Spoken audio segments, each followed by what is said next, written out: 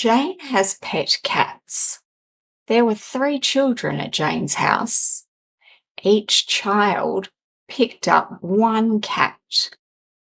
This left 2 cats without anyone to cuddle them.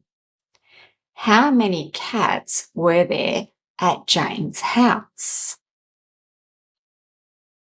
Jane has pet cats. There were 3 children at Jane's house. Each child picked up one cat. So one part is 3 children and they're each cuddling one cat. I'm doing this in pink because these cats are happy. These 3 cats, meow, meow, meow, are each being cuddled. That's one part we know. Keep reading.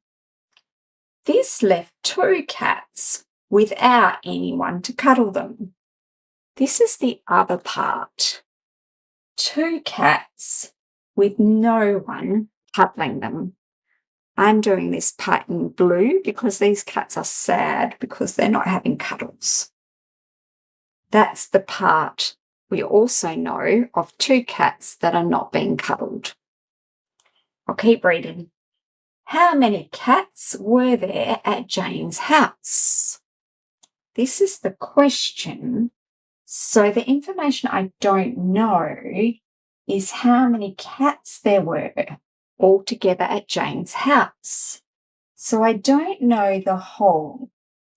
I know there's happy cats being cuddled. I know there's sad cats not being cuddled, but I want to know how many cats altogether.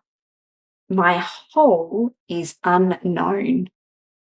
So I'm going to use this plan because I know a part of 3 and I know the part of 2, but I don't know from the writing what my whole is.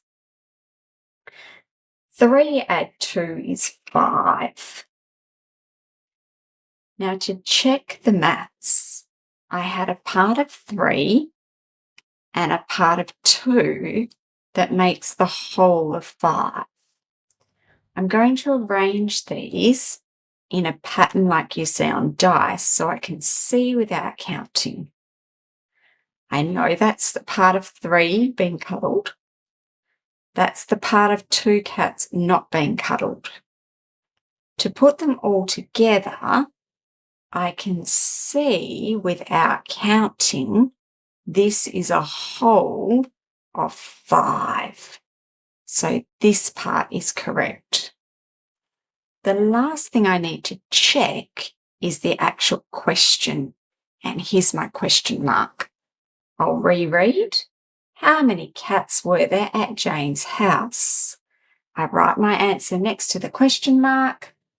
There were 5 cats at Jane's house.